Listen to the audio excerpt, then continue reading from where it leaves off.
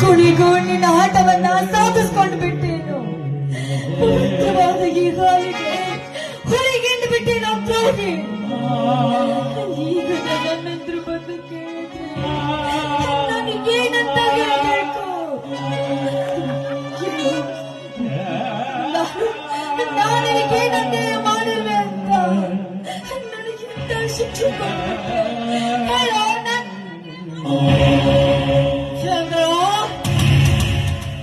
ಮನಸ್ಸಿಟ್ಟ ಎಣ್ಣೆ ಎಂದು ಕೈ ಬಿಡುವುದಿಲ್ಲ ಈ ನರ ಹಂತಕ. ನಾನು ನಿನ್ನ ಮೇಲೆ ಕಣ್ಣಿಟ್ಟೆ.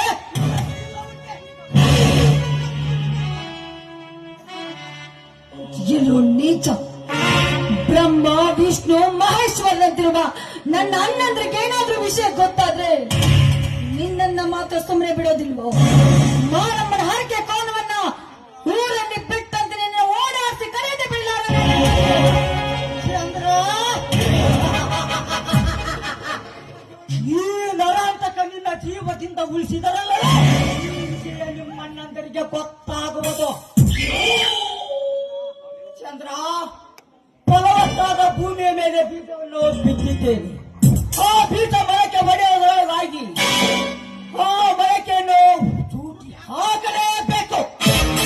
ಯಾಕಂದರೆ ಈ ಭೂಗತ ಲೋಕದಲ್ಲಿ ನರ ಹಂತಕ ಮರಿ ನರ ಹಂತಕ ಹುಟ್ಟಿ ಬರುವುದಕ್ಕೆ ಒಂದಿನ ಅವಕಾಶ ಕೊಡುವುದಿಲ್ಲ ಈ ನರ ಹಂತಕ.